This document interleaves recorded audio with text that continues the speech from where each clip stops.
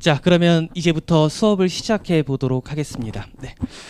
자, 저는 오늘부터 이제 파트 7 수업을 같이 여러분들하고 함께 공부하게 될 강사 경문국이라고 합니다. 한 달 동안 잘 부탁드립니다. 네. 아유, 감사합니다. 이제 수업을 이제 시작을 하게 될 건데, 일단 여러분들에게 필요한 거는 이 책이에요. 이 책 다 있으시죠? 네, 이 책 준비해 주시면 되고 본교재 준비해 주시면 됩니다. 일단 오늘은 첫날이거든요. 예, 첫날이라서 일단 기본적으로 여러분들이 한 달 동안 어떻게 공부해야 되는지에 대해서 좀 안내를 좀 드리고 이제 시작을 하려고 합니다. 자, 총 20회 동안 수업이 진행이 되게 될 거고요. 오늘은 간단하게 이제 오리엔테이션부터 해서 여러분들이 이제 공부를 어떻게 해야 될 것인지에 대한 안내를 드리게 될 거고요. 그래도 첫날이니까 좀 같이 문제도 풀고 그런 것도 좀 있기는 할 겁니다. 예, 간단하게 좀 보시면 될 것 같습니다. 지금부터 설명을 드리는 거는 오리엔테이션이에요. 그래서 책에는 따로 있는 게 아니기 때문에 그냥 편하게 앞에 봐주시면 돼요. 예, 편하게 앞에 봐주시면 되고, 뭐 그냥 눈으로만 보고 막 이해만 하셔도 상관은 없는데 뭐 필요하다 싶으시면 뭐 적어도 뭐 굳이 말리지는 않겠습니다. 그냥 편하게 보시면 됩니다. 자, 일단 간단하게 이거부터 말씀을 좀 드리도록 할게요. 중급반이죠. 예, 그러니까 토익에 대해서는 어느 정도 이해가 되어 있다라고 생각은 들기는 하는데 그래도 간단하게만 좀 말씀을 드리도록 하겠습니다.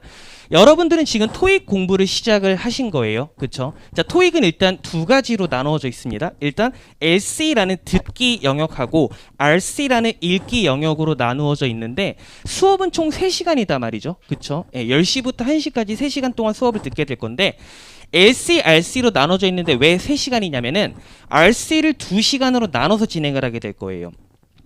LC 같은 경우에는 이제 듣고서 이제 문제를 푸는 거고 이거는 이제 한 분의 선생님께서 진행을 해주시게 될 건데 토익을 조금 공부해 보신 분들은 아실 거예요. RC에서 파트 5부터 파트 7까지 있는데 파트 5, 6하고 7은 약간 차이점이 있거든요. 예, 그래서 조금 그 부분을 좀 차별화돼서 이제 수업을 진행하는 거다라고 보시면 됩니다. 자, 일단 뭐 시험 자체는 2시간이죠. 일단은 LC 자체를 45분 동안 일단 끝내게 될 거예요. 그쵸? 이 부분은 여러분들께서 이제 태미태 선생님하고 열심히 하시면 되는 부분이고, RC 같은 경우 파트 5부터 파트 7까지 있는데 파트 5하고 6 같은 경우에는 기본적으로 빈칸 채우기 문제죠. 그쵸? 단문이 있을 수도 있고 일단 지문 전체가 나올 수도 있는데 어쨌든 간에 여러분들의 문법적인 지식 또는 어휘적인 지식을 물어봐서 빈칸을 채우는 문제가 파트 5 그리고 6라고 보시면 됩니다. 굉장히 좀 중요한 부분이기도 하고, 그리고 여러분들이 이제 파트 7을 공부하는데 굉장히 좀 밑바탕이 될 굉장히 중요한 이제 기반 작업이다라고 보시면 됩니다. 어찌됐든 간에 RCS 파트 5하고 6가 끝나고 나면은 그 다음에 이제 여러분들의 RC 성적을 진검승부를 내는 것이 사실 파트 7이거든요. 그래서 저와 함께 한 달 동안 이 파트 7 부분에 대해서 집중적으로 학습을 하게 될 거다라고 보시면 됩니다. 파트 7이 뭐냐면요, 간단하게 말씀을 드릴게요. 지문을 읽고 문제를 푸는 거예요. 그냥 독해라고 보시면 됩니다. 독해라고 보시면 돼요. 아시겠죠? 그래서 독해 같은 게 뭔지에 대해서는요, 굳이 뭐 말씀드릴 필요가 있나라는 생각이 들 정도로 모든 영어 시험에 들어있는 부분이죠. 그리고 여러분들도 수능을 보셔서 아시겠지만 독해는 그냥 읽고 문제를 푸는 거예요. 아시겠죠? 토익이 총 200문제가 있습니다. LC가 100문제고 RC가 100문제예요. 그 중에서 54문제가 읽고 문제를 푸는 독해 문제다라고 보시면 됩니다. 이 파트 7 부분에 대해서만 간단하게 다시 또 설명을 드리도록 하겠습니다.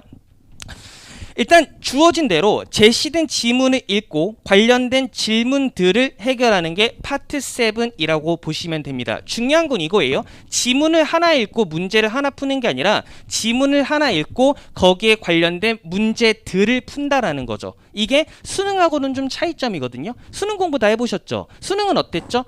대부분의 문제가 지문 하나에 문제 하나가 딸려 있는 거죠. 그쵸? 약간 성격이 달라요. 토익에는 그런 식의 독해 문제는 단 한 문제도 존재하지 않습니다. 토익은 기본적으로 지문 하나에 최소 문제가 2개 내지 최대 4개까지 딸려 있어요. 물론 이중 지문과 삼중 지문 같은 경우에는 문제가 5개까지 딸려 있기도 합니다. 어쨌든 간에 질문을 여러 개를 풀어야 된다라는 거죠. 그럼 여기서 일단 우리가 알 수 있는 건 뭐냐면 질문에서 글의 핵심이 되는 부분, 그런 글의 중심이 되는 부분만 물어보는 게 아니라 글의 세부적인 부분까지 다 물어보고 있다라는 거예요. 그래서 파트 7 같은 경우에 여러분들이 고득점을 원하신다면요, 꼼꼼하게 독해하는 연습을 하셔야 됩니다. 아시겠죠? 어쨌든 독해 지문은요, 단일 지문이라는 게 있는데, 단일 지문은 단 하나의 지문을 읽고 문제를 푸는 걸 말을 하고요. 단일 지문을 잘 끝내고 나면은요, 이중 지문이라는 것으로 넘어가게 됩니다. 당연하게도 지문 2개를 읽고 문제를 5개 푸는 거고, 마지막으로는 삼중 지문으로 넘어가게 될 거예요. 이게 좀 부담이죠. 삼중 지문은 지문을 3개 읽고 문제를 5개 풀어야 되는 거예요. 그래서 지문을 읽는 방법 같은 게 굉장히 중요할 수가 있을 겁니다. 어쨌든 이 부분에 대해서 전반적으로 다 다루게 될 거다라고 보시면 됩니다. 어찌됐든 간에 그런 식으로 총 54문제를 풀어야 되는데, 중요한 건 뭐냐면 토익은 시간 제한이 있는 시험이라는 거예요. 그렇죠? 시간 제한이 있어요. 다시 한번 보죠. 총 120분 동안 시험을 보게 되어 있어요. 그렇죠? LC는 45분에 끝나요. 특별한 시간 관리라는 거는 없습니다. 듣고 들리면 푸는 거고, 안 들리면 끝나는 거예요. 그렇죠? 그러면 어쨌든 RC에 주어진 시간은 75분이라는 건데, 사실 여기서는 시간 관리가 좀 많이 중요하게 될 거예요. 그렇죠? 총 100문제를 75분 동안 푼다라는 게 사실 만만한 시험은 아닌 거거든요. 시험을 보신 분들은 아실 거예요. 시간 내로 문제를 다 푼다라는 게 얼마나 힘든 일인지에 대해서. 그렇죠? 그래서 전략적으로 좀 공부할 필요가 있다라고 좀 말씀을 드릴게요. 그리고 우선 좀 당부드리고 싶은 거는, 저랑은 파트 7을 공부하겠지만 여러분들이 주대명 선생님하고는 파트 5, 6를 열심히 공부를 하시게 될 거거든요. 이 부분을 열심히 하셔야 되는데, 진짜 관건은 파트 5, 6 꼼꼼하게 푸는 것도 중요한데 빠르게 푸셔야 돼요. 굉장히 빠르게 풀어내는 연습을 하셔야 됩니다. 모든 문제를 평균적으로 2, 30초 내에 끝내야만 합니다. 그쵸? 끝내야만 파트 7을 시작할 수가 있어요. 그쵸? 자, 모든 문제를 2, 30초 내에 끝낸다고 가정을 했을 때 여러분들에게 파트 7에 풀 수 있는 시간은요, 대략적으로 50분에서 60분 사이가 될 거예요. 60분이 남는 분은 굉장히 잘하시는 분이죠, 사실은. 그렇죠? 그래서 보통은 50분에서 55분 내로 파트 7 문제를 다 풀어야 되는데, 파트 7이 총 몇 문제예요? 54문제잖아요. 그쵸? 그러면 우리는 파트 7 한 문제당 몇 분 만에 풀어야 되는 거예요? 1분 만에 풀어야 된다라는 거죠. 그게 관건인 거예요. 그쵸? 그래서 파트 7은요, 모든 문제를 1분 내에 풀 수 있는 실력을 반드시 갖추셔야 합니다. 저는 지금 답안지 마킹 시간은 계산하지 않고 말씀을 드린 거예요. 그럼 실제로 마킹까지 한다라면 시간은 조금 더 소요될 수는 있겠죠. 그래서 열심히 빠르게 할 수 있는 실력을 가지셔야 됩니다. 아시겠죠? 자, 그러면 수업은 어떤 식으로 진행될 건지에 대해서 말씀을 드리고 시작을 하도록 하겠습니다. 일단 예습 과제는 없습니다.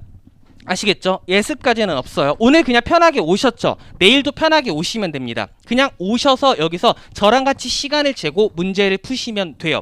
근데 복습 과제는 많이 있을 겁니다. 이거는 당연히 여러분들께서 알고 계셔야 되는 거고, 만약에 여러분들께서 학원을 선택을 하시면서 고민을 하셨을 거잖아요. 그쵸? 여러 가지 학원들하고 비교를 해봤을 때 해커스가 뭐가 다른지에 대해서는 이 부분에서 많이 차이점을 느끼셨을 거라고 생각이 들어요. 해커스는 어떤 곳이죠? 과제량이 많죠. 저희 과제량 진짜 많습니다. 아시겠죠?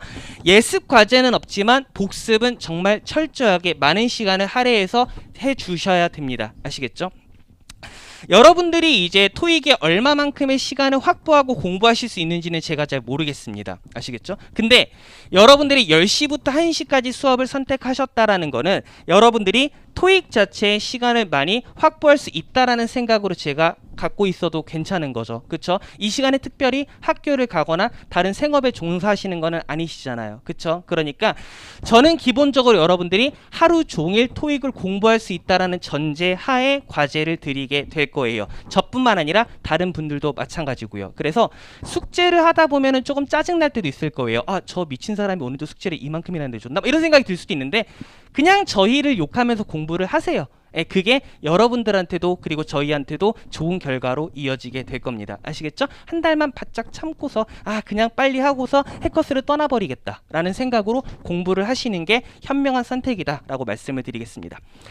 자, 수업 시간에는요, 일단 본교재 중심으로 일단 수업을 진행하게 될 겁니다. 본교재라면 방금 말씀드렸던 이 책입니다. 이 책 중심으로 공부를 하게 될 거예요. 자, 그러면 수업은 어떤 식으로 진행을 할 거냐면요, 오늘부터 일주일 동안, 쭉 7일 동안 다양한 질문의 유형별로 문제풀이 연습을 진행하게 될 겁니다. 주제나 목적은 어떻게 해결해야 되지? 육하원칙 문제는 어떻게 해결해야 되지? 나추르는 어떻게? 동의어는 어떻게? 문장 위치 찾기는 어떻게? 이런 식의 기본적인 질문의 유형에 대한 해결을 7일 동안 연습을 할 거예요. 그리고 7일 동안의 연습이 끝나게 되면은요, 다양한 지문별로 문제풀이 연습을 하게 될 겁니다. 그래서 편지나 이메일은 어떻게 해결해야 되는지, 그리고 기사는 어떻게, 광고는 어떻게, 이런 것들에 대한 이야기를 하게 될 건데, 여러분들은 근데 이번 달에 공부를 하다가 중간에 시험도 응시를 하실 거 아니에요. 그쵸? 당장 뭐 이번 주에도 시험이 있지만 뭐 다다음 주를 목표로 이제 공부하시는 분들도 있을 거란 말이에요. 그래서 언제든지 여러분들이 시험을 봐도 문제가 없을 수 있도록 이중 지문과 삼중 지문에 대한 대비도 같이 들어가게 될 겁니다. 그래서 수업 흐름은 이렇게 될 거예요. 일단 7일 동안 질문의 유형을 총정리할 겁니다. 그리고 7일차 수업이 끝나게 되면요, 8일차하고 9일차 수업에는 이중지문과 삼중지문을 해결하는 방법을 정확하게 안내를 드릴 거예요. 그렇죠? 그렇게 이중지문과 삼중지문에 대한 연습이 끝나고 나면은 다양한 지문의 유형별로 수업의 마지막까지 이어가게 될 건데, 모든 수업 시간에는 이중지문 또는 삼중지문을 그때 항상 포함해서 문제풀이를 진행하도록 하겠습니다. 그러면 여러분들께서 실전을 대비하는데 크게 무리는 없으실 거예요. 괜찮죠? 좋습니다. 자, 그리고 숙제는 반드시 하셔야 되는 거다라고 말씀을 드렸습니다. 자, 숙제는요, 기본적으로 이제 본교재 문제를요, 제가 주요한 문제들은 다 같이 풀 거예요. 여기서 주요한 문제는 수업 시간에 다 풀 겁니다. 하지만 남은 문제들이 있을 거예요. 그거 다시 한번 풀어보시면 되는 거고요. 숙제는 사실 부교재 중심이다라고 보시면 됩니다. 자, 부교재는요, 매 회차마다 20개 내지 30개의 문제가 있을 거고, 여러분들이 어휘 실력을 좀 갈고 닦을 수 있도록 그 부분을 연습할 수 있는 부분들이 많이 있을 겁니다. 그 부분을 철저하게 진행해 주시면 돼요. 이렇게 보시면 돼요. 수업 시간에 문제를 푸는 거는요, 여러분들께서 공부하신 게 아닙니다. 아시겠죠? 수업 시간에 강사하고 같이 문제를 푼 거는 저 강사가 어떤 식으로 문제를 푸는지를 보는 거예요. 그리고 그거를 내 걸로 만들어서 비슷한 방법으로 연습을 해보고 본인 걸로 만드는 게 숙제하는 과정입니다. 그렇게 보시면 될 것 같아요. 그래서 숙제가 굉장히 중요하다라고 말씀을 드릴게요. 그리고 저는 가급적이면 숙제 검사를 웬만하면 다 하는데 인원이 많아서 다 할 수 있을지 모르겠습니다. 저는 최대한 일찍 들어와서 여러분들의 숙제를 많이 최대한 검사를 하도록 하겠습니다. 나쁜 의도로 뭐 감시하겠다 이래서 검사하는 건 아니고요. 같이 한번 지켜보면서 할 수 있도록 같이 뭐 동기부여하면서 같이 자극하면서 공부하자라는 의미로 보시면 될 것 같습니다. 자, 그러면은 이거부터 말씀을 드릴게요. 자, 여러분들께서 이제 그 집에 돌아가셔서 이제 부교재를 가지고서 이제 숙제를 진행하게 될 거잖아요. 그래서 이 부분에 대한 안내를 좀 정확하게 듣고서 이거를 기억해서 하시려고 좀 노력을 하셔야 돼요. 지금부터 부교재를 학습하는 방법에 대해서 설명을 드릴 건데, 사실 이 부교재를 학습하는 방법은 여러분들께서 개인적으로 토익 파트 7을 공부하는 방법이기도 합니다. 아시겠죠? 자, 그러면 이거부터 가봅시다. 자, 부교재가 있으면 같이 보셔도 되고, 없으시면 그냥 앞에만 보고 이해하셔도 상관없습니다. 자, 일단 부교재 첫 번째 단계는 어휘가 나올 거예요. 어휘 리스트가 나올 겁니다. 이 어휘가 뭐냐면은 본교재에 나오는 주요 어휘들을 그냥 잘 정리해 둔 거다라고 보시면 됩니다. 기본 중에 기본은 어휘 학습입니다. 단어를 공부하지 않고 토익을 공부하겠다? 말도 안 되는 겁니다. 단어 공부는 바로 시작하셔야 돼요. 아시겠죠? 그래서 부교재 단어로는요, 파트 7의 단어를 복습하는 개념이다 라고 보시면 됩니다. 그리고 여러분들께 권장하건대 이거 말고도 개인적으로 노랭이 책 있죠? 단어장. 그것도 병행을 같이 시작하셔야 됩니다. 단어장은 언제부터 공부해야 돼요? 오늘부터 해야죠. 그쵸? 단어장은 오늘부터 하시는 겁니다. 이번 주 좀 상황 지켜보고 다음 주부터 할까? 이런 생각은 하지 마세요. 왜냐면은 이번 한 달 동안 여러분들의 의욕이 가장 넘치는 날이 오늘이에요. 오늘 맞잖아요. 그쵸? 오늘 시작 안 하면 앞으로 안 하게 돼요. 그러니까 오늘 당장 단어장 시작하세요. 아시겠죠? 좋습니다. 자, 그럼 부교재 단어장은 어떻게 공부할 거냐면요, 일단 책에서 같이 문제를 풀면서 봤던 단어들일 거예요. 그러니까 눈으로 그냥 쭉 보시면 돼요. 뭐 깜지를 한다거나 뭐 빽빽이를 한다거나 그런 거는 굳이 안 하셔도 됩니다. 손 아프거든요. 그쵸? 그러니까 그냥 눈으로 쭉 보세요. 어차피 스펠링 물어보지도 않아요. 그러니까 눈으로 쓱 보시면 됩니다. 근데 눈으로 보시면서 내가 기억하고 싶은 단어들이 있죠. 그거들을 한 번씩 체크하면서 보시면 됩니다. 예를 들어서 realty란 단어가 부동산이란 뜻이구나. 렌탈이란 단어가 임대란 뜻이구나. proceed는 진행하다, 나아가다라는 뜻이구나. 이런 식으로 내가 잘 모르겠는 단어 또는 내가 좀 기억해야겠다 싶은 단어들은 한 번씩 체크를 하시면서 보면 됩니다. 왜 체크를 하겠어요? 다시 봐야 되니까. 그쵸? 한 번 다 봤으면은요, 체크된 단어들만 다시 한번 보시면서 리뷰를 하시는 거예요. 그쵸? 이 정도면 일단 충분합니다. 근데 문제점은 뭐예요? 우리가 단어를 공부했다고 해서, 우리가 단어를 외웠다고 해서 어휘 문제를 맞출 수가 없어. 그쵸? 경험해 보셨죠? 그쵸? 나는 분명히 단어들을 다 알고 있는데 어떤 단어가 그 자리에 들어가야 될지 모르겠어. 이런 경우들도 많잖아요. 그리고 나는 분명히 그 단어 뜻을 아는데 이 단어가 들어간 문장이 해석이 안 돼. 막 그런 경우들도 있잖아요. 왜 그런 거죠? 예문학습을 같이 안 했기 때문인 거예요. 그쵸? 모든 토익의 단어장에는 예문이 다 들어있습니다. 그쵸? 그게 예문이 왜 들어있냐면 여러분들에게 이제 책의 분량을 채워서 팔겠다라는 목적이 아니라 실제로 토익은 예문을 보지 않고 단어를 공부한다? 말도 안 되는 거거든요. 그쵸? 실제로 독해도 안 되고 어휘 문제를 풀 수도 없거든요. 그래서 한번 어휘 학습이 끝났으면은요, 그 어휘가 들어간 예문을 찾아서 꼭 보셔야 되는 거예요. 그쵸? 근데 언제 하냐고 그걸. 그쵸? 그걸 언제 다 해. 그쵸? 그래서 제가 넣어놓은 게 2단계다라고 보시면 됩니다. 됐죠? 자, 부교재 2단계에 가시면은요, 아까 공부했던 단어들의 리스트가 보기에 나와 있을 겁니다. 그리고 여러 가지 문장들이 나와 있을 건데 빈칸이 하나씩 들어있을 거예요. 뭐 하면 돼요? 채우면 됩니다. 됐죠? 채우면 되는 거예요. 그쵸? 여러분들이 보기의 단어들을 보신 다음에 보기의 단어들이 1번에 들어가는 것 같은데 3번에 들어가는 것 같은데 채우시면 돼요. 다 채우면 어떻게 하면 돼요? 채점하면 되죠. 틀린 것만 체크하세요. 3번 틀렸네. 6번 틀렸네. 9번 틀렸네. 틀린 것만 체크하세요. 어떻게 하면 돼요? 다 틀린 거는 다시 채우셔야 되는 거죠. 그래도 또 틀리면 어떡하죠? 외우셔야죠. 아시겠죠? 이 단계를 거치시면은요, 어휘가 좀 탄탄하게 쌓일 겁니다. 아시겠죠? 자, 그럼 그 다음에 뭘 할 거냐면은요, 연습 문제로 넘어갈 거예요. 매 회차마다 연습 문제가 20문제 내지 30문제가 들어 있을 겁니다. 그쵸? 그러면 이거를 말씀드릴게요. 여기가 제일 중요한 부분이에요. 파트 7 문제를 풀고 리뷰를 해라. 되게 애매하거든요. 도대체 뭘 하라는 거야? 라는 생각이 들기 때문에 제가 이 부분을 정확하게 짚어드릴게요. 이것만 지켜주시면 돼요. 이거 빨간색 글씨 보이시죠?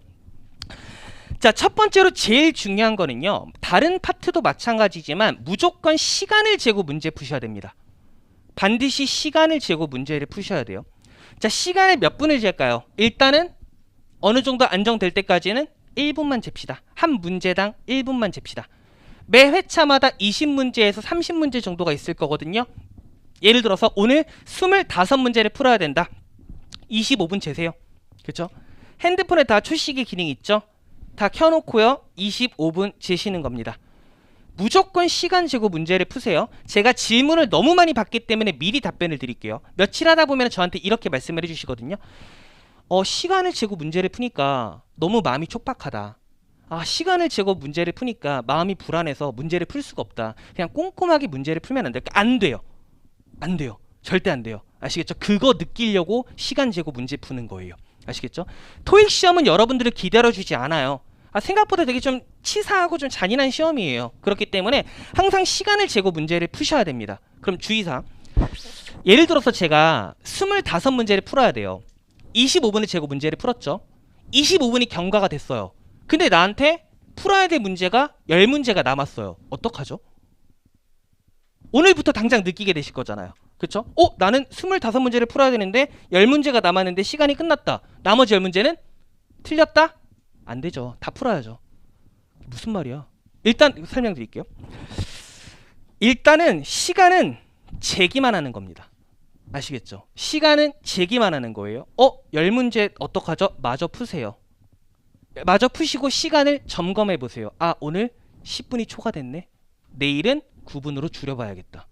오늘은 7분이 초과됐네. 내일은 5분으로 줄여봐야겠다. 이 생각을 가지시는 거예요. 시간을 무조건 그 시간에 맞춰서 푼다고 속도가 빨라지지 않아요. 그렇게 빨라지지 않아요. 단순간에 빨라지지 않는다고요. 그러니까 우리가 의식적인 연습을 해야 되는 거예요. 내가 시간이 얼마나 부족한지 깨닫고 내가 이 시간을 줄이기 위해서 조금 더 페이스를 빠르게 가야겠다라는 의식적인 과정 속에서 한 달 동안 차근차근 줄여가시는 겁니다. 절대로 시간 내로 문제를 풀겠다고 엉망진창으로 문제를 푸시면 안 돼요. 그럴 것 같으면 그냥 재지 마세요. 아시겠죠? 시간 내로 문제를 풀 때 내가 풀 수 있는 속도대로 푸셔야 되는 거예요. 모자랄 수 있죠. 당연히 모자라죠. 시간 내로 다 풀면 여기 왜 와? 못 푸니까 온 거 아니에요. 그쵸? 그래서 못 푼 거에 대해서 스트레스 받지 마시고 다음번에 좀 줄이겠다라는 생각을 하시면 되는 거예요. 아시겠죠? 조금씩 줄여가세요. 자, 두 번째, 리뷰가 굉장히 좀 중요합니다. 리뷰. 파트 7 리뷰하라는 게 굉장히 좀 애매할 수도 있거든요. 일반적으로 파트 7 어떻게 공부하죠? 이렇게 공부하죠. 시간을 재요. 문제를 풀어요. 채점을 해요. 틀렸네. 왜 틀렸지? 해설지를 보죠. 아, 실수. 이렇게 하면 안 돼요. 아, 왜 틀렸지? 아, 내가 해석 잘못했네. 왜 틀렸지? 아, 근거 잘못 찾았네. 끝. 다음번에 맞겠지 뭐. 또 틀립니다. 아시겠죠? 또 틀립니다. 이렇게 리뷰하면은 백날 해도 소용이 없는 거예요. 그렇죠? 자, 리뷰는요. 기본적으로 틀린 이유를 거꾸로 가시는 거예요. 아시겠죠? 리뷰는 기본적으로 틀린 이유를 거꾸로 가시는 거예요. 그럼 잘 생각해 봅시다. 파트 7 문제를 왜 틀릴까요? 이유는 두 가지밖에 없어요. 두 개만 하면 돼요. 파트 7 문제를 틀린 이유는 딱 두 가지밖에 없어요. 첫 번째, 정답의 근거를 못 찾은 거죠. 그렇지 않나요? 그렇죠? 그러니까 여기서 기본 전제로 말하고 있는 건 이거예요. 모든 파트 7의 문제 정답의 근거는 지문 속에 반드시 있습니다. 정답의 근거가 없는데 문제를 풀어라? 그런 식으로 못된 시험은 아니에요. 그렇죠? 무조건 정답의 근거가 지문 속에 있어요. 그러면 리뷰의 첫 번째 단계는 뭐냐면 그 정답의 근거 문장을 찾는 거예요. 두 번째, 정답 근거 문장을 찾았어요. 그래도 틀릴 때가 있죠. 뭐가 문제인 거죠, 그러면? 해석 잘못한 거잖아요. 그렇잖아요. 정답 근거 문장을 해석을 잘못한 거잖아요. 그렇죠? 정답 근거 문장을 정확히 찾았어요. 정답 근거 문장을 정확히 해석했어요. 왜 틀리냐고. 틀릴 이유가 없잖아요. 그러면 이 두 가지를 하는 게 리뷰예요. 너무 당연하지 않나요? 근데 문제는 뭐예요? 아무도 이렇게 안 해. 그러니까 맨날 파트 7 틀리는 거예요. 그렇죠? 이렇게 하고 있는 분들 솔직히 지금 손 들어보면 몇 명 안 될걸요? 그렇죠? 이렇게 잘 안 한다고요. 그렇죠? 그러면 우리는 그 부분을 리뷰를 해야 되는 거예요. 그러니까 파트 7 리뷰할 때 답안지 보고 나서 아 대충 그렇구나 하고 지나가는 것도 안 되고 모든 문장을 다시 다 해석할 시간도 없단 말이에요. 그렇죠? 그러니까 틀리는 거에 집중하시라고요. 그러면 문제 푸는 순서를 말씀을 드릴게요. 자, 그럼 이거예요. 오늘 25문제를 풀어야 된다. 그러면 25분을 재고 문제를 푸는 거죠. 다 풀었어요. 그렇죠? 그럼 그 다음 뭐 해야 돼요? 답안지를 펴고 나서 부교재 뒤에 답 다 나와 있어요. 답안지를 펴고 나서 채점을 하시는 거예요. 채점은 기본적으로 틀린 것만 체크하시는 거예요. 맞았다는 굳이 하지 마세요. 그냥 기분만 좋아요. 별 다른 거 없어요. 정신만 살아오니까 틀린 것만 체크하세요. 아, 1번 틀렸네. 3번 틀렸네. 5번 틀렸네. 7번 틀렸네. 체크하시는 거라고요. 그렇죠? 자, 그리고 틀린 문제에 대한 정답은 절대로 체크하시면 안 돼요. 왜 그러죠? 다시 풀어야 되니까. 그렇죠? 다시 푸는 거예요. 자, 그러면 다시 푸는 것부터가 리뷰의 시작입니다. 그러면 다시 풀 때는 어떻게 해야 되냐면요. 이게 중요해요. 아, 내가 지금 3번 문제를 틀렸는데 이 3번 문제의 근거를 다시 한번 생각해 보니까 내 생각에 이 3번 문제의 정답의 근거는 이 두 번째 줄에 나와 있는 이 문장이다. 체크. 무슨 말인지 아시겠나요? 내가 7번 문제를 틀렸네. 내가 7번 문제를 다시 한번 곰곰이 생각하면서 풀어보니까 이 7번 문제 정답의 근거는 밑에서 두 번째 줄에 나와 있는 이 문장이다. 체크. 뭔 말인지 아시겠죠? 그렇죠? 이렇게 체크하면서 틀린 문제를 다시 한번 다 보시는 겁니다. 그렇죠? 자, 그 다음 어떻게 하면 돼요? 이제 답안지를 펴셔야죠. 그렇죠? 답안지를 펴신 다음에 내가 생각했던 정답의 근거랑 해설지에 제시되어 있는 정답의 근거가 일치하는지를 확인하시는 겁니다. 그게 리뷰입니다. 아시겠죠? 그게 리뷰예요. 그렇죠? 여러분들이 20개에서 30개 정도 문제를 풀 거다라고 말씀을 드렸잖아요. 설마 20개 틀리진 않으실 거 아니에요. 설마. 그렇죠? 많이 틀리면 10개 틀릴라나? 좀 더 넉넉하게 합시다. 많이 틀려도 10개에서 15개 틀린다고 칩시다. 그렇게 많이 틀리진 않을 거예요, 사실. 그렇죠? 근데 그 정도 틀린다고 칩시다. 그러면 그 10개에서 15개 문장만 찾으시면 되는 거예요. 그렇죠? 그리고 내가 생각했던 거랑 일치를 하는지 보시는 거고, 마지막으로 뭐 하면 돼요? 그 10개에서 15개 문장을 정확하게 해석했는지만 확인하시는 거라고요. 하루에 10개에서 15개 정확히 해석하는 게 어렵나요? 그렇지 않잖아요. 그렇죠? 내가 그 문장 구조를 정확하게 알고 있는지, 내가 오역 없이 잘 해석을 했는지, 내가 모르는 단어는 없었는지 그거를 확인하시는 거라고요. 그것만 하면 돼요. 그렇죠? 그 생각보다 리뷰가 굉장히 복잡한 건 아니죠. 그렇죠? 이렇게만 하시면 됩니다. 자, 마지막. 리뷰를 다 했어요. 근데 우리한테 찝찝함을 주는 그런 문장들이 남아 있을 거예요. 아, 내가 이 실제 시험에서 또는 다시 한번 문제를 풀다가 비슷한 정답의 근거가 나오면 또 틀릴 것 같아 라는 문장이 있죠. 또는 리뷰를 하다 보니까 와, 이 정답 근거가 이 보기의 정답으로 출제가 된다고? 내가 이 관계를 진짜 몰랐는데? 하는 경우도 있죠. 또는 이거 진짜 단어가 너무 어려웠다, 이거 좀 공부를 해야겠다 하는 문장들이 있을 거라고요. 그런 찝찝함을 주는 문장이 있을 거라고요. 물론 여러분들께서 리뷰를 하셨던 10개에서 15개 문장들 중에서는요, 진짜 너무나 실수인 것도 있어요. 다시 나오면 틀리지 않을 것 같은 것도 있어요. 근데 또 나오면 너무나 어려울 것 같은, 틀릴 것 같은 그런 문장들이 한 5개, 10개 정도 있을 거라고요. 많아봤자 그 정도 있을 거라고요. 그러면 그것들만 오답 노트로 정리하시면 됩니다. 아시겠죠? 그것들만 오답 노트로 정리하시면 되는 거예요. 그렇죠? 그러면 오답 노트는 어떻게 하는 것인가? 거기까지 말씀드리고 오늘 수업 시작할게요. 자, 오답 노트는요, 일단 이렇게 말씀을 드릴게요. 여러분들한테 찝찝함을 줬던 그 5개에서 10개 문장만 작성하시는 거예요. 더 욕심내지 마세요. 그렇죠? 더 하면은요, 힘들기만 해. 그리고 오답 노트는 다시 봐야 되는데 너무 많으면 안 봐. 그러니까 현실적으로 접근하세요. 이거는 아시겠죠? 진짜 여러분들한테 꼭 기억하고 싶다라는 마음을 줬던 그 5개에서 10개 문장을 적으시는 겁니다. 그리고 오답 노트는 최소 3일 이상 리뷰를 하셔야 돼요.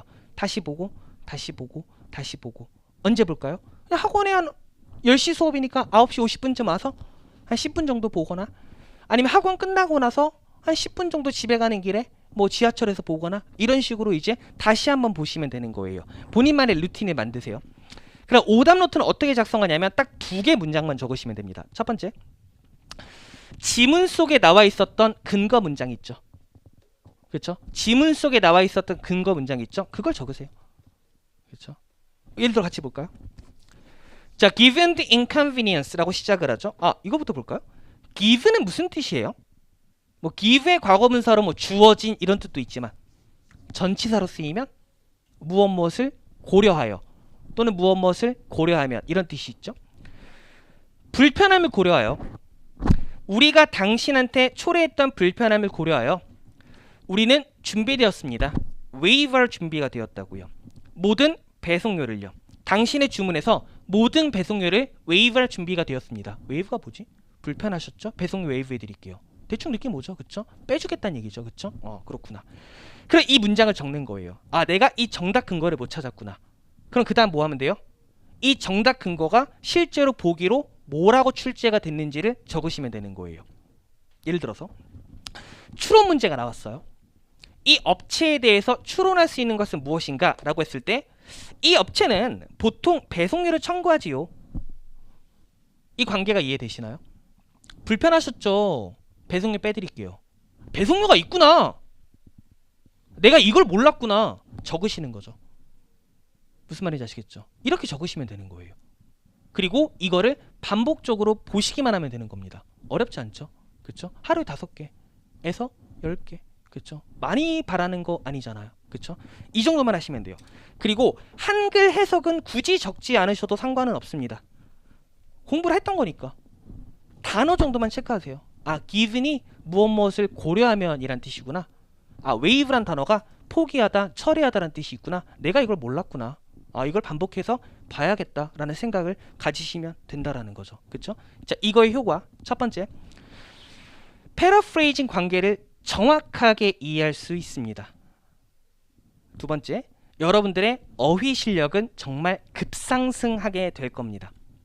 그렇죠? 그리고 이렇게 공부하는 게 여러분들의 Part 5와 6에도 대단한 도움이 될 겁니다. Part 5, 6 그리고 7은 별개로 가는 게 아닙니다. 그리고 파트 7과 LC 따로 가는 거 아닙니다. 놀랍게도 파트 7 열심히 하시면은요, 여러분들 파트 3, 4 점수 막 올라갑니다. 이런 식으로 오답 노트 열심히 하시면은 파트 5, 6도 많이 올라간다고요. 아시겠죠? LC하고 RC에 다 도움이 될 거예요. 그러니까 이렇게 공부를 하세요. 제가 숙제 검사는 매번 한다라고 말씀을 드렸죠. 오답 노트까지는 공부하지 않을게요. 알아서 하세요. 여러분들한테 필요한 거니까. 이건 검사하진 않을게요. 알아서들 하세요. 저는 부교재를 검사하겠습니다. 이거는 개인적으로 하는 거 강력 추천드립니다. 저도 여러분들하고 마찬가지로 토익을 공부했던 사람이잖아요. 저는 외국에 살다 오다 보니까 어쩌다 영어를 잘해서 강산해볼까 이런 사람이 아니거든요. 저도 여러분들 나이를 대충 알잖아요. 여러분들 나이 때 저도 학원에 다녔던 사람이에요. 기본부터 시작을 해가지고 한 단계씩 올라가면서 공부했던 사람이라고요. 그쵸? 그래서 제가 공부했을 때 뭐가 도움이 됐었지라고 생각해 봤을 때 가장 많이 도움이 됐던 건 오답 노트예요. 저는 사실 파트 7뿐만 아니라 파트 5, 6도, LC도 다 이렇게 공부했어요. 그러니까 틀린 거는 그냥 적어놓고 외웠다고요. 그쵸? 사실 토익 암기 많은 부분이 차지하지 않나요? 그쵸? 여러분들 암기도 열심히 하셔야 되거든요. 그쵸? 여러분들이 알고 있는 문장으로 암기를 하세요. 그쵸? 그러면 많이 도움이 될 겁니다. 괜찮죠? 좋습니다. 자, 그러면 오늘 거 한번 가보도록 하겠습니다. 자, 수업 시간에는 문제풀이를 좀 많이 하게 될 건데 오늘은 첫날이라서 이런 것들 설명하느라 문제풀이를 많이 할 수는 없고요. 한 지문 정도 같이 한번 보도록 하겠습니다. 아시겠죠? 그리고 마찬가지로 첫날이기 때문에 문제풀이가 중요한 게 아니라 문제 푸는 방식에 대해서 설명을 좀 드릴 거예요. 자, 그럼 일단 본교재를 펴주세요. 본교재 196쪽 펴주시면 됩니다. 책 없으신 분? 본교재 없으신 분 잠깐 앞으로 오시겠어요?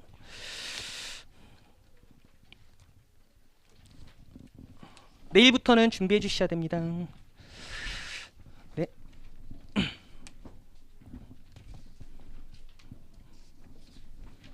아이고. 네. 네, 감사합니다.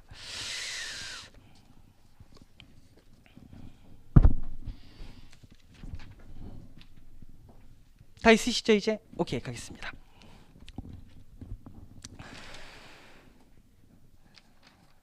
자, 일단 196쪽부터 가보도록 하겠습니다.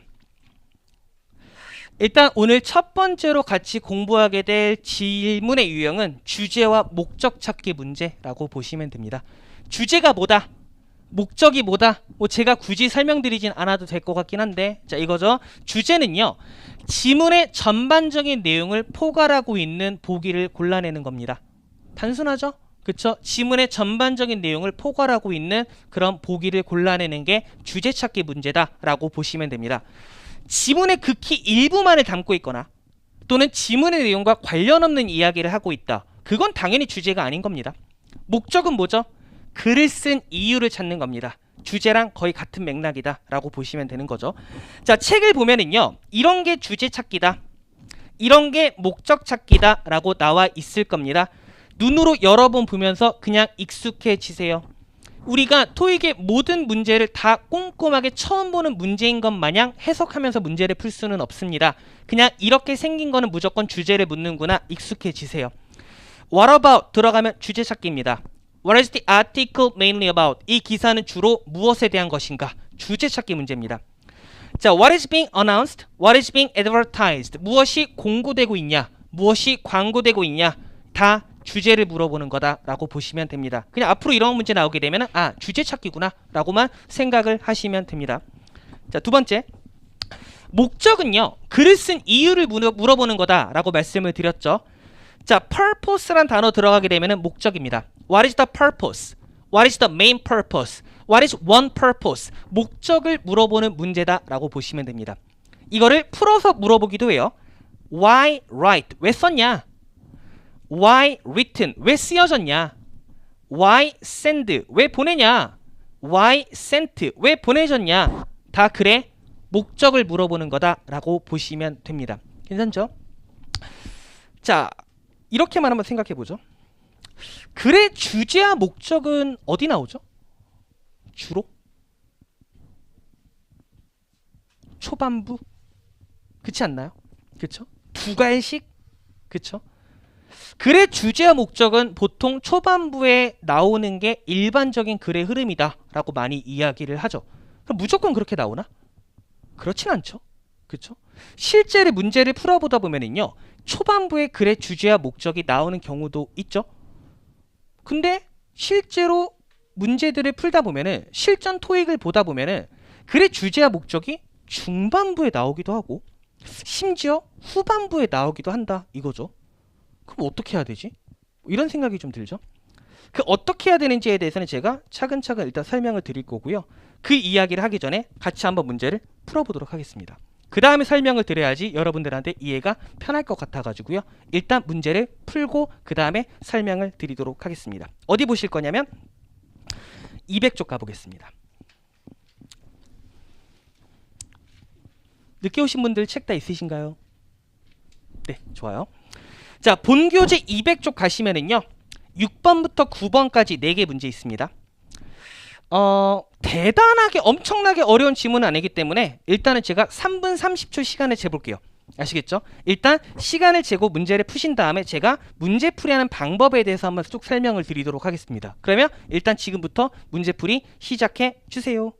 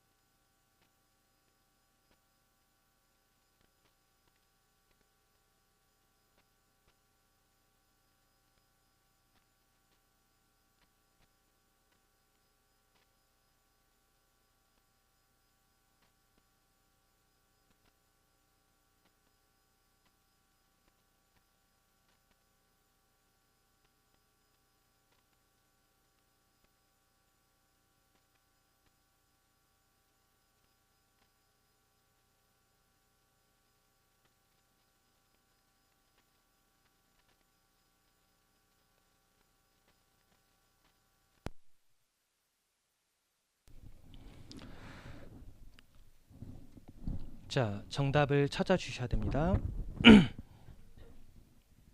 조금 빠듯하죠?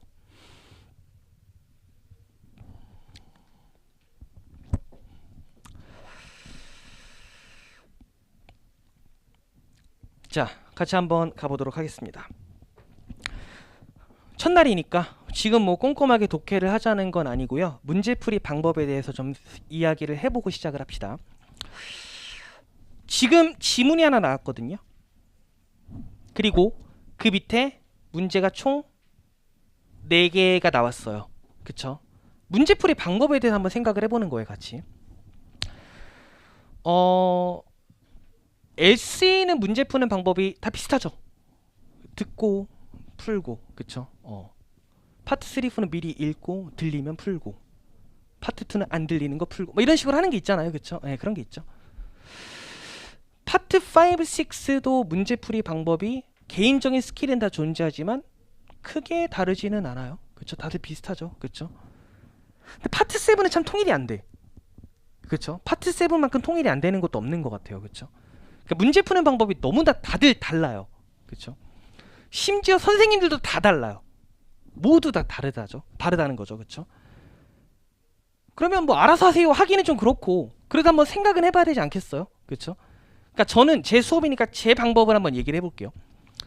한 2가지 방법을 이야기해 본 다음에 제가 왜 다른 방법이 아닌 이 방법을 쓰는지를 말씀을 드려볼게요. 당연히 저는 제 중심으로 이야기를 할 겁니다. 여러분들도 들어보세요. 들어보신 다음에 나랑 같은 방법이구나 하면은 내가 그럼 제대로 하고 있었던 게 맞나? 라는 생각을 한번 해보시면 되고, 나랑 다른 방법이네 했을 경우에는 내 방법이 맞는지 고민해 보고서 그래도 내 방법이 맞는 것 같다, 그 방법대로 가시고, 아닌 것 같은데 당장 바꾸셔야죠. 그렇죠? 저는 당연히 제 위주로 말씀을 드리겠습니다. 자, 일단 문제를 푸는 방법은 크게 둘 중에 하나죠. 첫 번째, 제시된 지문을 읽고 문제를 푸는 거죠. 그렇죠? 지문이 나왔네. 지문을 쭉 읽는 거죠. 쭉 읽어요. 그 다음에 1번 해결, 2번 해결, 3번 해결, 4번 해결, 끝! 다음 지문. 그렇죠? 다른 방법을 갖고 계신 분들도 있죠. 지문이 나왔고 문제가 나왔네. 문제가 뭐가 나왔을까? 1번 읽고, 2번 읽고, 3번 읽고, 4번 읽고. 오케이? 지문을 읽어볼까? 읽으면서 해결.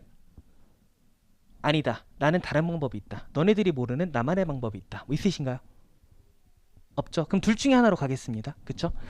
지문을 읽고 문제를 풀 것이냐, 문제를 읽고 지문을 볼 것이냐. 둘 중에 하나. 그러니까 글부터 볼 거냐, 문제부터 볼 거냐. 둘 중에 하나는 선택을 해야 될 거 아니에요. 그쵸? 그리고 그 방법을 계속해서 이어 나가야 되겠죠. 그게 연습이니까. 그쵸?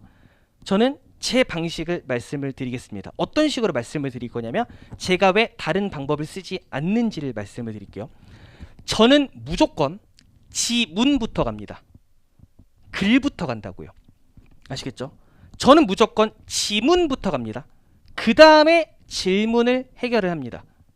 아닌 분들도 많으실 거예요. 제가 그러면 왜 그렇게 하지 않는지에 대해서 말씀을 드릴게요.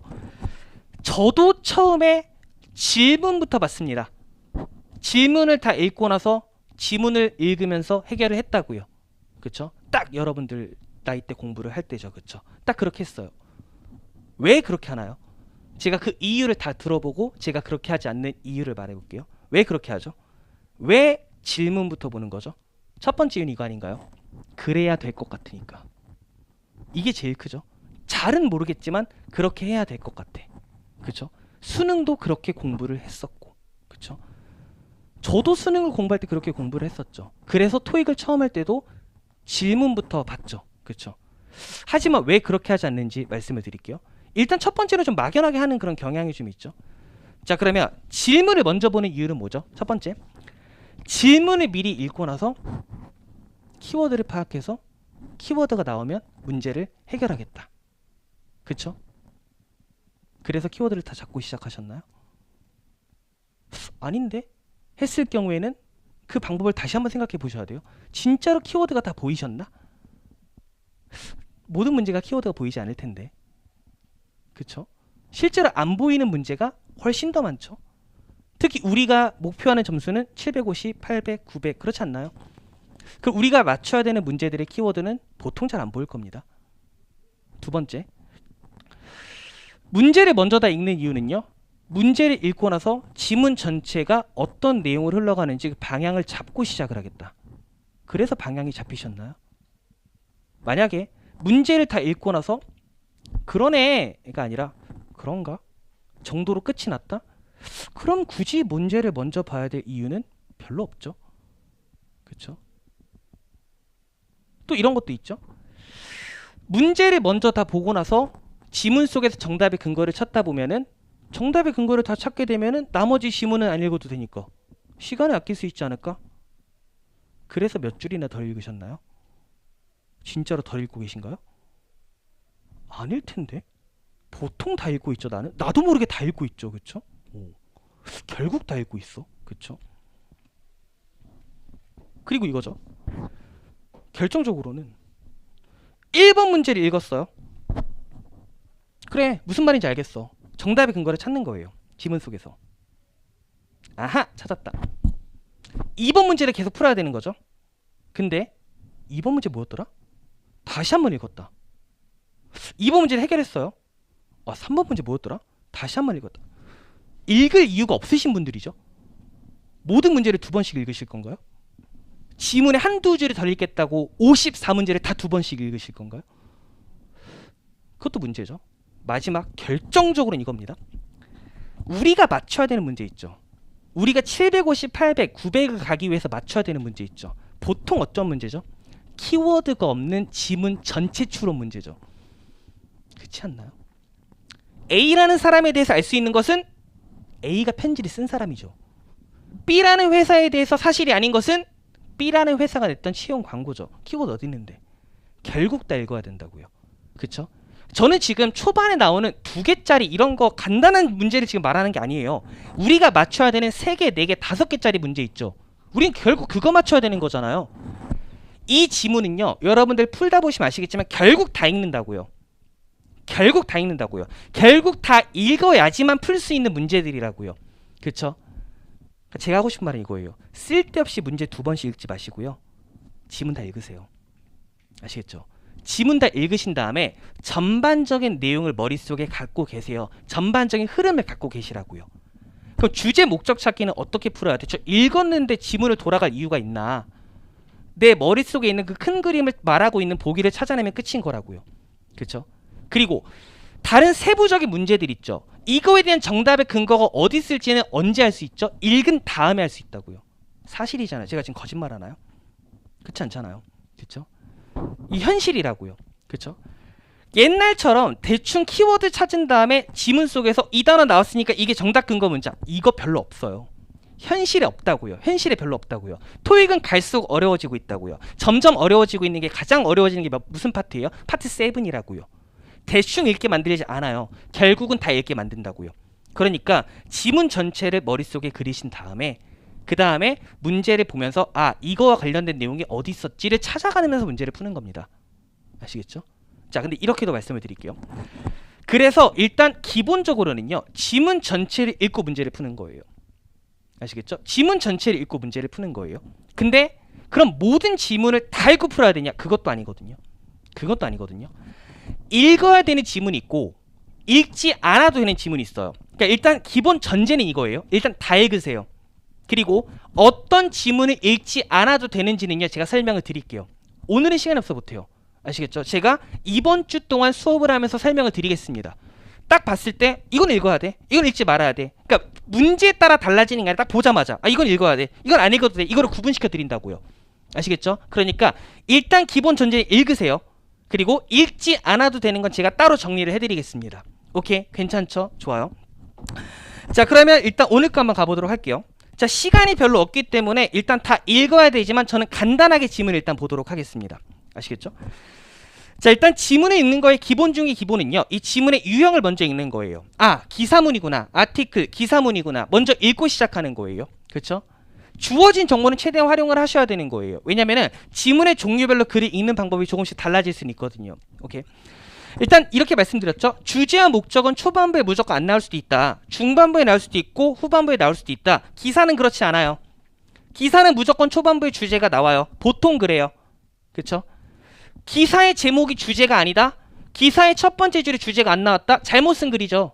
기사는 당연히 그래야 되는 거 아닌가? 한국어로 쓰든 일본어로 쓰든 영어로 쓰든. 그래서 기사가 나왔을 경우에는요, 제목과 첫 번째 줄에 엄청난 집중을 해주셔야 되는 거예요. 그러면 제목부터 봅시다. 필라뱅크 그룹이요, 새로운 CEO를 선택한대요. 이게 주제인 거예요. 그쵸? 이게 주제가 아니다. 낚시성 잘못 쓴 글이죠. 그쵸?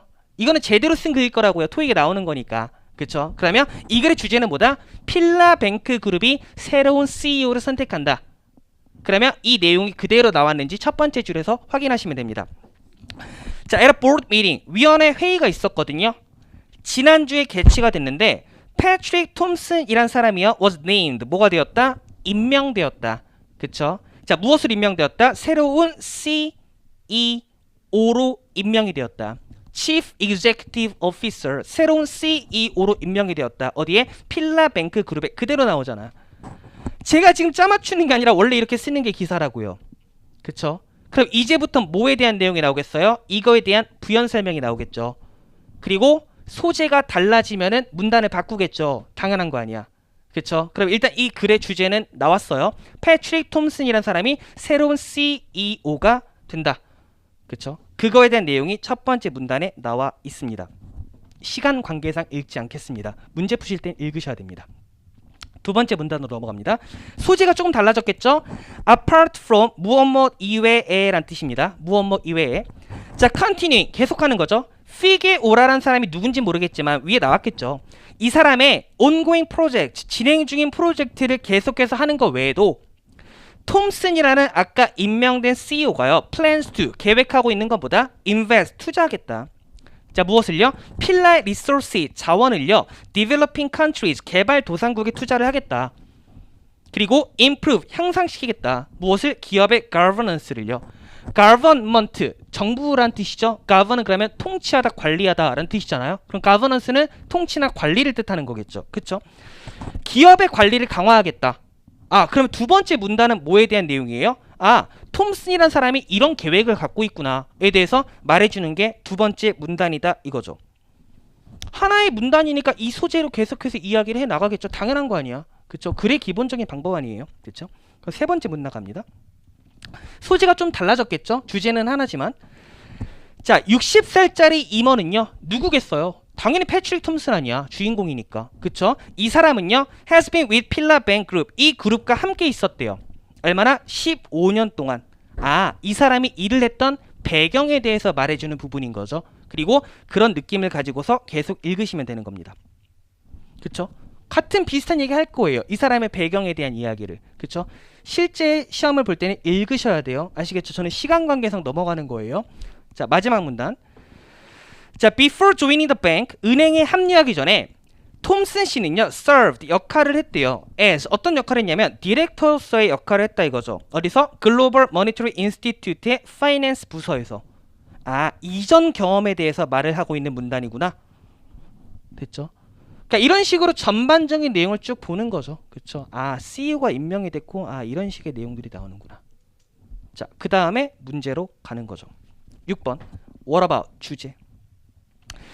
지문을 전반적으로 읽었다면 주제가 뭐였지 고민할 이유 솔직히 별로 없습니다. 그냥 풀면 되는 거예요. 그렇죠? 하지만 혹여나는 마음에 다시 한번 확인해 볼게요. 기사글이었죠? 주제는 어디 있다고요? 제목, 그리고 첫 번째 줄에 나온다고 그랬죠? 제목이 뭐였죠? 필라뱅크 그룹이 새로운 CEO를 선택한다. 첫 번째 줄 내용은 뭐였죠? 위원회 회의가 지난주 있었는데 패트릭 톰슨이 새로운 CEO로 임명됐다. 자, 그럼 글의 주제는 뭐예요? 새로운 CEO의 탄생. 그쵸? 패트릭 톰슨이 새로운 CEO가 되었다. 이거잖아요. 그쵸? 오케이. 가봅시다. A번. 발전하는 시장의 트렌드. 말도 안 되는 소리죠. B번. 회사의 리더십의 변화. 정답이죠. 새로운 CEO가 왔다라는 거는 리더가 바뀌었다라는 거고 회사의 리더십의 변화가 있다는 뜻인 거잖아요. 그쵸? 그럼 정답은 B 끝. 넘어가면 되는 거죠. 그쵸? 정답 찾았다? 나머지는 굳이 읽을 가치가 없죠. 괜히 읽으면서 내가 역시나 정답을 맞췄어 하면서 스스로 기뻐하는 행동을 하지 마세요. 시간 아까워요. 넘어가시죠. 그쵸? 7번 갑니다. 무엇을요? 톰슨 씨가 intend to do, 할 의도인가요? 톰슨 씨가 하려고 하는 게 뭐냐? 이거죠. 자, 톰슨 씨가 키워드가 될까요? 절대 안 돼요. 톰슨 씨는 지문 전체에 나온다고요. 그러면 그나마 키워드가 될 수 있는 게 intend가 되겠죠. 그래서 이 단어가 지문에 나왔냐고요? 안 나왔다고요. 톰슨 씨가 하려고 하는 게 뭐지? 어떻게 할 수 있어요? 읽어야 할 수 있죠. 읽고 나야지 이 사람이 뭘 하려고 하는지 알 수 있죠. 그렇잖아요. 진짜 이거 보고 진짜 정답의 근거가 보인다고요? 거짓말쟁이죠, 솔직히 그거.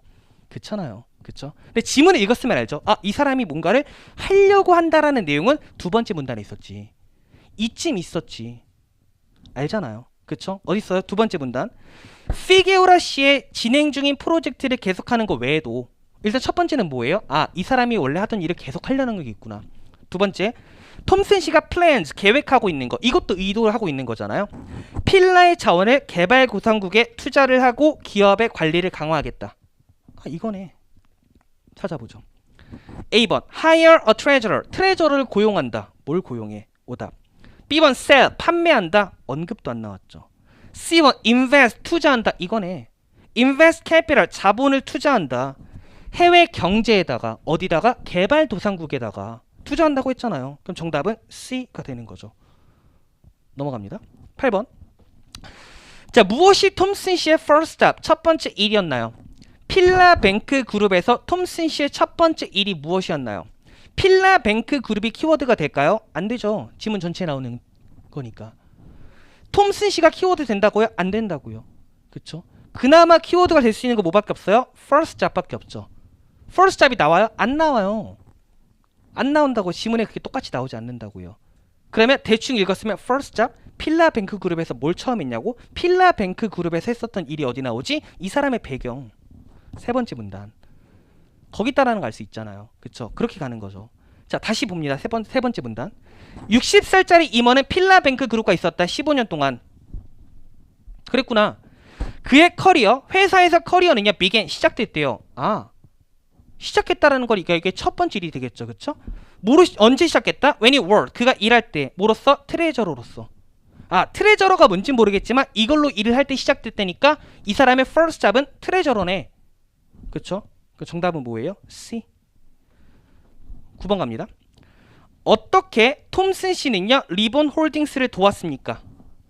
리본 홀딩스를 어떻게 도왔지? 잠깐만. 리본 홀딩스 방금 봤는데? 그쵸? 리본 홀딩스 방금 봤는데? 리본 홀딩스의 트레저러로 일을 했대잖아요. 그 여기서 뭐 했는지는 그 다음에 설명을 해주겠죠. 그쵸? 자, 그가 트레저러로 일하는 동안에 톰슨 씨는요, developed strategies, 전략을 개발했대요. 어떤 전략이냐면 리본 홀딩스를 allowed, 가능하게 해줬대요. to enter, 들어가는 걸. capital market, 자본시장에. 싱가포르, 인도네시아나 태국 등의 자본시장에 들어갈 수 있는 전략을 개발했대요. 이거 했구나. A번, 직원의 효율을 향상시켰다. 뭔 소리야? B번, 회사의 이미지를 개선했다. 뭔 소리야? C번, 효과적인 비즈니스 전략을 만들었다. 이거죠. 그대로 나오잖아요. 전략. 그쵸? 이렇게 푸는 거죠. 그쵸? 어떤 느낌인지 아시겠죠?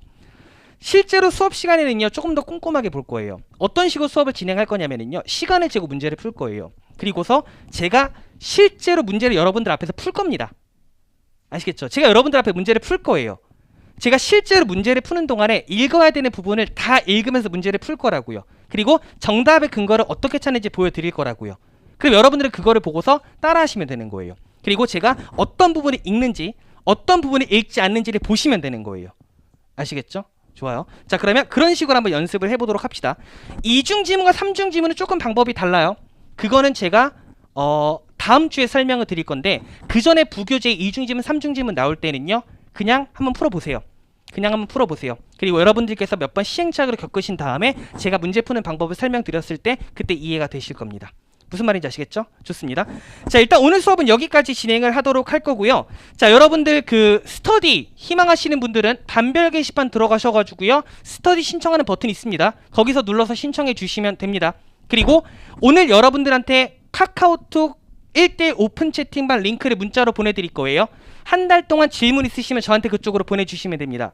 라이브 수업 들으시는 분들은 그쪽으로 저한테 그 숙제 인증해 주시면 돼요. 아시겠죠? 여러분들만 듣고 있는 게 아니거든요. 그렇죠? 또 라이브로 듣고 계시는 분들이 있어가지고.